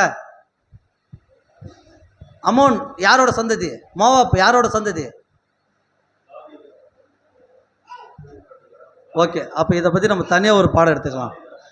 ஏன்னு கேட்டிங்கன்னா, இந்த சந்ததி வகுப்பார் மட்டும் தான் தப்பிக்கிறாங்க. நம்ம பார்த்துட்டோம். இவன் சிங்காரமான தேசத்துக்கு போகிறான் அப்படின்னு பார்க்குறோம். இப்போ இந்த உடன்படிக்கை எத்தனை வருஷம்னா 7 வருஷம் நம்ம சொன்னோம். 3 வருஷம் இவன் சமாதான உடன்படிக்கை பண்ணிட்டான். அப்போ மீதி 3 வருஷம் என்ன ஆகுங்க? பாலாக்கு அருவருப்பு கொண்டு வந்து வைக்கிறான். எங்கன்னா இஸ்ரேல் பகுதியில் இந்த சமாதானமாக இருக்கிறப்ப என்ன பண்ணுறாங்கன்னா, தேவாலயம் கட்டப்படுது. தேவாலயம் கட்டப்பட்டு தேவனுக்கு ஆராதனை ஏறெடுக்கிறாங்க. நிறைய பேர் நினைப்பாங்க அப்படி கட்டப்படாதுன்னு நினைக்கிறாங்க. கண்டிப்பாக கட்டணும். கட்டினா தான் தானியேலுடைய தீர்க்கதரிசனம் நிறைவேறும். கட்டப்படும். அதில் வந்து தேவனுக்குன்னு யூதர்கள் பலி செலுத்த போகிறாங்க. 3 வருஷம் சமாதானமாக இருப்பாங்க. அந்த 3 வருஷம் பீரியடில் என்ன ஆகும்னா, அவன் மீண்டும் எப்படி அந்த எஃபிபைனஸ் வந்து ஒரு சிலையை வச்சான், ஒரு சிலையை வச்சு பன்றிகளை அறுத்து போட்டான். அந்த மாதிரி மீண்டும் ஒரு சிலையை நிறுவாங்க. அந்த சிலை எப்படின்னா பொண்ணுனாலும் ரத்தினத்தினாலும் வெளிப்படத்தில் படிக்கிறோங்களா, விலை உயர்ந்ததுனால அது சிலையை உருவாக்கி வைக்க போகிறாங்க. அதுக்கு பலி செலுத்த போகிறாங்க. அந்த 3.5 வருஷ பகுதி, அந்த 3.5 வருஷ பகுதி தான் மீண்டும் போர் எடுக்க போகிறாங்க. யாருக்குன்னா அந்த 3 வருஷ பகுதியில் தான் மத்தேயு 24ஆம் அதிகாரம் 15வது வசனம் இயேசு கிறிஸ்து சொல்கிறார்ல, யூதேயாவில் இருக்கிறவங்களுக்கு எங்கே ஓடிப்போங்க. அப்போ யூதர்கள் என்ன பண்ணுங்கன்னா, இந்த விஷயம் தெரிஞ்சவொடனே நீங்கள் தப்பிச்சு ஓடிருங்கன்றாங்க. ஏன்னு கேட்டால், நீங்கள் ஓடல்னா என்ன நடக்குன்னு கேட்டிங்கன்னா, கிபி 70 ஒரு விஷயம் நடந்துச்சு இல்லைங்களா, தீத்துராயன். அந்த தீத்துராயன் காலம் மாதிரி உங்களை வெட்டி போட்டுருவாங்க. அதனால் ஓடிருங்கன்ட்டார். அந்த காலப்பகுதி தான் அந்த 3 வருஷம். இப்போ அந்த அந்திகிறிஸ்து எங்கேருந்து வருவான்னு பார்க்குறப்ப ஃபஸ்ட்டு நம்ம என்ன சொன்னோம், கிரீக்கிலேருந்து வருவான்னு பார்த்துட்டோம். ஏன்னா அதுலேருந்து தான் அந்த சின்ன கொம்பு வர மாதிரி இருக்குது. ஆனால் கடைசி ராஜ்யத்தில் பார்க்குறப்ப ரோம் சாம்ராஜ்யத்தில் 10 கொம்பு இருக்குது. அதை 3 தாழ்த்தி போட்டு அவன் வரான்னு பார்க்குறோம். அப்போ அந்த ராஜ்யம் எந்த ராஜ்யம்? ரோம் ராஜ்யம் தானே. அப்போ ரோம் ராஜ்யம் முடிஞ்சிச்சான்னு கேட்டால் இன்னும் ரோம் ராஜ்யம் முடியல. ஏன்னு கேட்டிங்கன்னா, ஐரோப்பிய தேசங்கள் என்ன பண்ணுதுன்னா 10 நாடுகள் இணைஞ்சு இருக்குதுங்களா, நேட்டோ இணைஞ்சு இருக்குது. அதில் யார் மெய்யான தலையாக இருக்கிறாங்க? அமெரிக்காவுக்கு தலையாக யார் இருக்கிறதுன்னு கேட்டிங்கன்னா வாட்டிகன் சிட்டி தான். உலகம் ஃபுல்லாக இன்றைக்கி மெஜாரிட்டியில் பவர்ஃபுல் பீப்புள் யாருன்னு கேட்டிங்கன்னா வாட்டிகன் சிட்டி தான். மறைமுகமாக அவங்க தான் இருக்கிறாங்க. ரோமு தான் என்ன பண்ணுதுன்னு கேட்டிங்கன்னா, இந்த ஐநா குழு ஒன்று ரெடி பண்ணி எல்லா நாடுகளையும் இணைக்கிறாங்க. எதுக்காக இணைக்கிறாங்க அப்படின்னா, இவங்கெல்லாம் இணைச்சி ஒரு ராஜ்யத்தை உருவாக்குறாங்க. நம்ம ஐநா சபை ஒரு இது பார்த்துருப்போம். அந்த ஜெனிவா பார்த்தீங்களா? ஜெனிவாவில் ஒரு பில்டிங் கட்டியிருக்கிறாங்க தெரியுங்களா, பாபேல் மாதிரி. பார்த்துருக்கிறோமா இல்லைங்களா? அந்த கோபுரம் மாதிரி கட்டியிருக்கிறாங்க. அதில் பார்த்தீங்கன்னா அதில் மெம்பர்ஷிப் ஆகிட்டு இருக்கிறாங்க. அதெல்லாம் எதுக்காகன்னு கேட்டிங்கன்னா, ஒரு புதிய ராஜ்யத்தை உருவாக்குறதுக்கு தான். அதை உருவாக்குறது அந்த ராஜ்யம் தான் நம்ம படித்த களிமண் வேறு எங்கேயும் போல உருவாக்கிட்டே இருக்கிறானுங்க. இப்படி உருவாக்கி எல்லா தேசங்களும் ஒன்றா சேர்ந்த பின்னாடி தான் ஒரு ராஜன் வரான். அந்த ராஜனை யார் ஏற்படுத்துகிறா அப்படின்னு கேட்டிங்கன்னா, நம்ம வெளிப்படத்தில் படிக்கிறப்ப ஒரு ஸ்திரியை பற்றி படிக்கிறோமா, அந்த ஸ்திரீ யாருங்க? ஸ்திரீனாலே முதல்ல சபை தான். மிருகம்னு படிக்கிறோங்களா, மிருகம் யார்? மிருகம் தானியிலே படிச்சிட்டோம். மிருகம்னா எதை குறிக்கும்? ராஜ்யங்கள். மிருகனா ராஜ்யம் தானே. அதேமாரி மிருகம்னா புதிய ஏற்பாட்டில் ராஜ்யங்களை குறிக்கும். அப்போ அந்த ஸ்திரீன்னா சபை, அதாவது ரோமு தான் குறிக்கும். ரோமான பிஷப் போப் மார்க்கத்தை குறிக்கும். அந்த மிருகத்து மேலே யார் உக்காந்துட்டு இருந்தாங்க? ஸ்திரீ உக்காந்துட்டு இருந்தார். ஓகேங்களா? சாத்தான அதிகாரம் கொடுக்குறாங்க. அந்த மிருகத்து மேலே ஸ்திரீ தான் இருந்துச்சு. அப்போ அந்த தேசத்து மேலே ஆளுகை வரப்போகிறது யாருன்னு கேட்டிங்கன்னா, மீண்டும் போப்பு மார்க்கம் என்ன பண்ண போகுதுன்னா, அவங்கள எல்லாத்தையும் கூப்பிட்டு அவங்க தான் ஹெட்டாக வரப்போகிறதுக்கு ஆசைப்படுறாங்க அந்த மிருகத்துக்கு மேலே. ஆனால் அந்த டைமில் ஒரு ராஜன் எழும்புவான். அவன் எப்படி பேசுவான்னா, சமாதானமாக சூதானமாக பேசி எல்லாத்தையும் கரெக்ட் பண்ணி ஒரு ராஜன் வருவான். அதுதான் வெளிப்படத்தில் படிக்கிறோம். 13ஆம் அதிகாரத்தில் ஒரு மிருகம் படிங்க. வெளிப்படத்தில் 13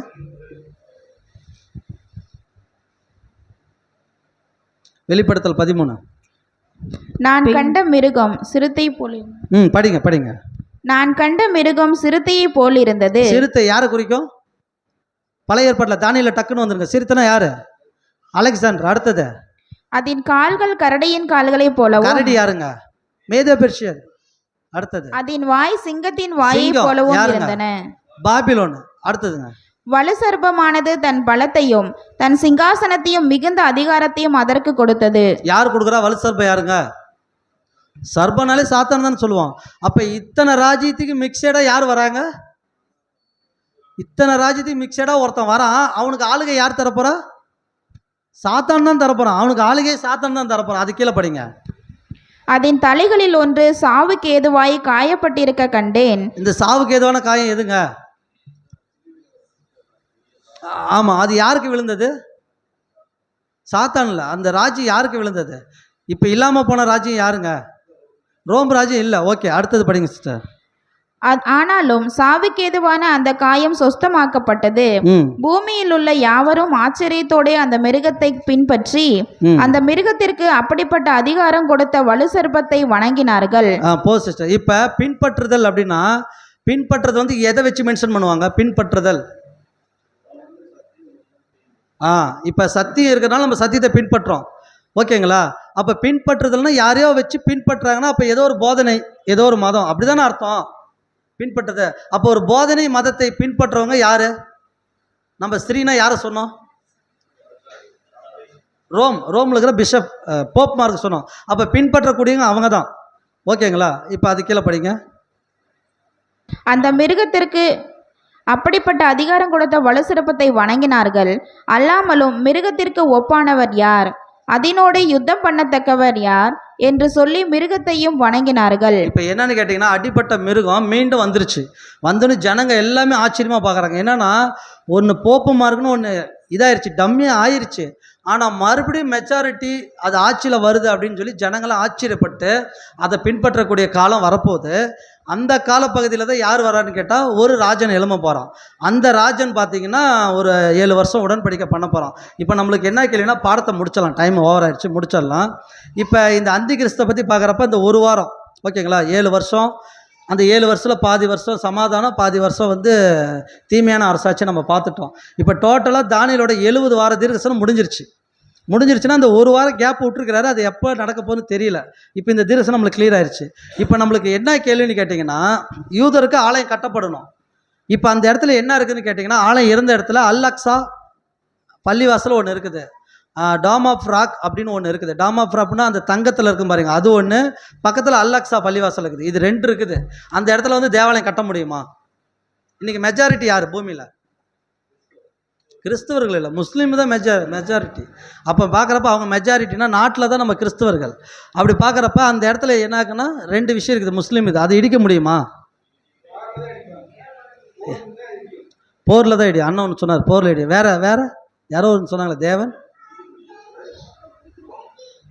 அப்போ அது ஒரு விஷயம். அப்போ இந்த இடத்துல டெம்பிள் கட்டணும்னா அந்த டெம்பிள் கட்டக்கூடிய நபர் தான் ராஜா வரான். அப்போ அந்த ராஜா யாரை சார்ந்தவனாக இருப்பான்? ஃபஸ்ட்டு நம்ம பார்த்தா கிரீக்லேருந்து வரவனாக இருப்பான். அடுத்தது ரோம் சாம்ராஜ்யத்தில் உருவாகிறவனாக இருப்பான். இது டீட்டெயில் நம்ம அப்புறம் பார்த்துக்கலாம் இந்த 2யும். அதே மாதிரி பீப்புள் அதிகமாகிறது என்ன கேட்டால் முஸ்லீம் தான். அப்போ அவங்களிருந்து அவன் என்ன பண்ணணும்? ஏன்னா இப்போ முஸ்லீமிலோட தலைவன் வந்து அவங்களுக்கு சொன்னால் அவங்க கேட்பாங்களா கேட்க மாட்டாங்களா? கேட்பாங்க. அந்த இஸ்ரேல் தேசத்தில் அந்த 2மே முஸ்லீம் பகுதியாக இருக்குது. அப்போ அந்த இடத்துல தேவாலயம் கட்டணும்னா முஸ்லீம் தலைவன் தானே வரணும். அப்போ அவன் சொன்னால் கேட்பாங்க தானே. அப்போ அவன் வந்து அந்த மாதிரி ஒரு நபர் வந்தால் கட்ட முடியுமா முடியாதா? முடியும். அப்படி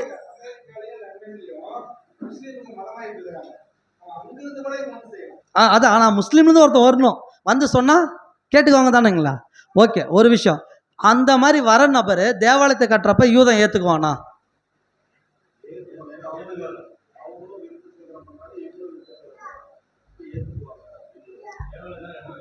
இல்லை, தேவாலயம் தான் கட்டுறாங்க. நீங்கள் தானியேல் புஸ்தகம் படித்து பார்த்தீங்கன்னா, யோசுவாவும் இவர் காலத்தில், யார் காலத்துனா செருபாபேல் காலத்தில் போய் கட்டுறாங்க. பக்கத்தில் தேசத்தில் இருக்கிறவங்க நாங்களும் வந்து ஹெல்ப் பண்ணுறேன்றாங்க. ஹெல்ப் பண்ண விட்டாங்களா? ஏன் விடலைங்க? யூதனுக்கு இருக்கிற வைராக்கியம் என்ன தெரியுங்களா? அந்த தேவாலயம் அவன் தான் கட்டணும், அது அவனுடைய கடவுளுடைய இது, வேறு யாரையும் கை வைக்க விட மாட்டான். அவனோட வைராக்கியமே அதுதான். அப்படி இருக்கிறவன் முஸ்லீம் வந்து கட்டினா எப்படி ஒத்துக்குவான்? முஸ்லீம் எந்த சந்ததிங்க? இஸ்மவேல் எந்த மனுஷன்? பழைய ஏற்பாட்டில் படிச்சுமா, அவன் எந்த மாதிரி மனுஷனா இருப்பான்? அவன் துஷ்ணனா இருப்பான். படித்தோம் இல்லைங்களா? அந்த வகுப்புல இருந்து வரவன் தேவாலயத்தை கட்டினா எப்படி விடுவான் யூதன்? ஆனா யூதன் வந்து தேவாலயத்தை கட்டினா முஸ்லீம் விடுவாங்களா? என்னப்பா பெரிய தலைவலியா போச்சு. இவன் வந்தான் அவன் விட மாட்டான், அவன் வந்தான் இவன் விட மாட்டான். என்ன இது அப்படின்னு கேட்டிங்கன்னா, நல்லா ஒன்று கிளியராக புரிஞ்சுக்கணும். இன்னைக்கு இஸ்லாம் என்ன பண்ணுதுன்னா, உலகம் ஃபுல்லாக வளர்ந்துக்கிட்டு வருது. வளர்ந்துக்கிட்டு வரப்ப இஸ்லாம் என்ன ஆகணும்? ஒரு காலத்தில் உலகம் ஃபுல்லாக யார் தான் பிடிக்கணும்? உலகம் ஃபுல்லாக இஸ்லாம் தான் வரும், இஸ்லாம் தான் பிடிக்கும். ஏன்னு கேட்டிங்கன்னா, அந்தி கிறிஸ்து எந்த மதத்தை சார்ந்தவனாக இருப்பானா, அவன் இஸ்லாம் மதத்தை சார்ந்தவன் தான். இஸ்லாமில் எத்தனை மதம் இருக்குதுன்னு முதல்ல புரிஞ்சுக்கணும். ஒன்று சியா, ஒன்று சன்னி முஸ்லீமு, 2 முஸ்லீம் இருப்பாங்க. ஏன்னு கேட்டிங்கன்னா, நீங்கள் யூடியூப்லாம் பார்த்தீங்கன்னா இந்த கழுத்து இருப்பாங்க பாருங்கள், அந்த இது ஒரு முஸ்லீம் சில இதெல்லாம் அந்த மதத்தை ஏற்றுக்காத இவங்களுக்குள்ள பிரிவினை இருக்குது. 2 பேர் அடிச்சுக்குவாங்க. சியா முஸ்லீம் வந்து கம்மி, இந்த ஆமாம் அவங்க ஒரு கம்மி. அதுக்கப்புறம் இந்த சன்னி முஸ்லீம் மெஜாரிட்டி. இவங்க வந்து பார்த்தீங்கன்னா பாகிஸ்தான், ஈரான் இந்த பகுதியில் நிறைய பேர் இருக்கிறாங்க. இவங்களுக்குள்ள பிரச்சனை இருக்குது. அப்போ அந்த ராஜா யாராக இருக்கணும்? முஸ்லீமாக இருக்கணும். அந்த முஸ்லீம் வந்து என்ன பண்ணுவான்னு கேட்டால், அந்த ராஜா இவங்க 2 பேர்த்தையும் இணைப்பான். இணைச்சி இவன் ஒரு தலைவனாக இருப்பான். அந்த தலைவன் தான் என்ன பண்ண போகிறான்னு கேட்டால் தேவாலயத்தை கட்ட போகிறான். ஓகேங்களா? முஸ்லீம். இப்போ யூதர்கள் ஏற்றுக்க மாட்டாங்க. அப்போ அவன் யாரோட சந்ததியில் வரணும்? யூத சந்ததியில் வரணும். இதுதான் ஹைலைட்டு. ஏன்னு கேட்டிங்கன்னா, நல்லா ஒன்று தெளிவாக புரிஞ்சுக்கணும். இன்றைக்கி நம்ம கிறிஸ்துவ மதத்தை ஏற்றுக்கிட்டோம். நம்ம யூதரா? இல்லை. ஆனால் ஒருத்தன் யூத மதத்தை ஏற்றுக்கணும், அவன் யாராக இருக்கணும்? யூதனாக இருக்கணும். அதாவது யூதன் என்ன சொல்கிறான்னு கேட்டால், யூதத்தை யார் வேணாலும் ஏற்றுக்கோங்க, ஆனால் அவன் பிறப்பால் அவன் யூதன் அல்ல. ஓகேங்களா? யூதனாக மாறப்பட்டான். அதே மாதிரி தான் பிறப்பால் பிறந்தவன் தான் ஒரு யூதன். அவனோட இதே பிறப்பால் பிறந்தவன் தான் யூதன். அப்போ இந்த அந்திகிறிஸ்து யாராக இருப்பான்னா பிறப்பால் ஒரு யூதனாக இருப்பான். ஓகேங்களா? இஸ்லாத்தில் வந்து அப்படி கிடையாது. நீ யார் வேணாலும் வந்துடலாம் உள்ள, ஆனால் மதத்தின்படி அவன் யாராக இருப்பான்? முஸ்லீமாக இருப்பான். அதுதான் இங்கே கரெக்டாக பொருந்தும். ஏன்னு கேட்டிங்கன்னா, அவன் மதத்தினால முஸ்லீமாக வந்து முஸ்லீம்கிட்ட சொல்கிறப்ப அவங்க ஏற்றுக்குவாங்க. கரெக்டு, இவர் நம்ம தலைவர் சொல்கிறது கரெக்டு. ஆனால் அவன் பிறப்பால் அவன் யூதனாக இருக்கிறதுனால யூதன் என்ன பண்ணுவான்? சரி, யூதன் கோயில் கட்டு, நீ யூதன் பிறப்பால, நீ என்ன மதம் வேணா, கிறிஸ்டின் முஸ்லீமு எது வேணா இரு, ஆனால் நீ யூதன் பிறப்பால தேவாலயத்தை கட்டு. இது தாங்க நடக்க போகுது. அந்த ராஜா யாருன்னு கேட்டிங்கன்னா முஸ்லீம் தலைவன். அந்த பிறப்பால் அவன் ஒரு யூதன். அதே பேர் அவன் வந்து கிரீக்கிலேருந்து வந்த அடையாளம் யாருன்னு கேட்டால் அந்த எஃபிபெனஸுக்கு அடையாளமாக இருப்பான். அதேமாதிரி அவன் ரோம் சாம்ராஜ்யம் வரப்போ அதுக்கு அவன் தலைவனாக மாறுவான். இவன் தான் அந்த அந்தி கிறிஸ்து. நம்ம பார்த்துட்டோம். இதில் என்னன்னா இன்னொரு கேள்வி நம்மளுக்கு என்ன தோணுதுன்னு கேட்டிங்கன்னா, இந்த அந்தி கிறிஸ்து முஸ்லீமு எந்த மதத்தை சார்ந்தவனாக இருப்பான்? முஸ்லீம்லேயே 2 சொன்னோம். எந்த மதத்தில் இருப்பான்? சன்னி வந்து மெஜாரிட்டி. ஏன்னா நீ வேதத்தில் படித்து பார்த்தீங்கன்னா வெளிப்படத்தில் அவன் கொஞ்சம் ஜனங்களை கூட்டிகிட்டு தான் வரான்னு வசனம் போட்டிருக்கோம். கொஞ்சம் ஜனங்களை கூட்டிகிட்டு வரான் போர் செய்ய. அப்போ கொஞ்சம் ஜனங்கள் யார் இருக்கிறா முஸ்லீமில்? சன்னி இல்லை, சியா முஸ்லீம். அப்போ சியா முஸ்லீமாக தான் இருப்பான். ஏன்னு கேட்டிங்கன்னா சியா முஸ்லீம் எந்த பகுதின்னு கேட்டிங்கன்னா ஈரானு, ஈராக்கு, ஜோர்டானு, சிரியா இந்த பகுதி வந்து சியா முஸ்லீமு. அதே மாதிரி பார்த்தீங்கன்னா இந்த பாகிஸ்தான் இந்த பக்கம் பார்த்தீங்கன்னா இந்த சன்னி முஸ்லீமு. சன்னி முஸ்லீம் யாரோட இதில் வராங்கன்னு கேட்டிங்கன்னா நபிகள் நாயகம் இருக்கிறார் இல்லைங்களா, அபுபக்கர்னு இருப்பார், அவரு கீழே அவங்களோட இதில் வராங்க. ஆனால் அந்த சியா முஸ்லீம் யாருன்னா நபிகள் நாயகத்தோட மாமனார் ஒருத்தர் இருப்பார், அவர் அலி, அவருடைய சந்ததியில் வராங்க. அதனால் அவர் எந்த சந்ததியாக இருப்பார்னு கேட்டிங்கன்னா சியா முஸ்லீமாக இருப்பார். அந்த முஸ்லீம்லேருந்து வரக்கூடிய நபர் தான் இது தேவாலயத்தை கட்ட போகிறாரு. அவர் ஒரு யூதனாக அந்த கோத்திரத்தில் யூத கோத்திரத்தான் இருக்க போகிறாரு. நம்ம பார்க்க போகிறோம். இப்போ என்னென்னா இவங்கெல்லாம் சேர்ந்து ஆளுகைக்கு வந்துட்டாங்க முஸ்லீமுங்க. இப்போ முஸ்லீம்கள் ஒன்று சொல்லுவாங்க. என்ன சொல்லுவான்னு கேட்டிங்கன்னா, நாங்கள் தான் உலகத்தை பிடிக்க போகிறோன்னு சொல்கிறாங்களா இல்லைங்களா? கடைசி காலத்தில் நாங்கள் தான் பிடிக்க போகிறோம். முஸ்லீம் அதேமாரி ஒன்று சொல்லுவாங்க, எங்களுக்கு நபின்னு ஒருத்தர் வருவார்னு சொல்கிறாங்களா?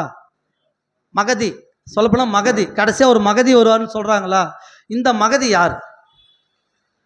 நம்மளோட கேள்வி. கடைசி காலத்தில் அவங்களுக்கு ஒரு மகதி வராரு. அந்த மகதி வந்து எத்தனை வருஷம்னா 9 வருஷம் இல்லைன்னா 7 வருஷம் அரசாட்சி பண்ண போகிறாராம். நம்ம பைபிளில் படிக்கிறோம். அந்தி கிறிஸ்து எத்தனை வருஷம் அரசாட்சி பண்ண போகிறான்? 7 வருஷம். அவங்க என்ன சொல்கிறாங்கன்னா 9 இல்லைனா 7 வருஷம்ன்றாங்க. அப்போ அந்த மகதி யார்? ஒரு கேள்வி. 2வது யூதத்தில் ஒன்று சொல்கிறாங்க, மேசியான்னு ஒருத்தர் வராரு அவங்கள மீட்க. அந்த மேசியா யார்?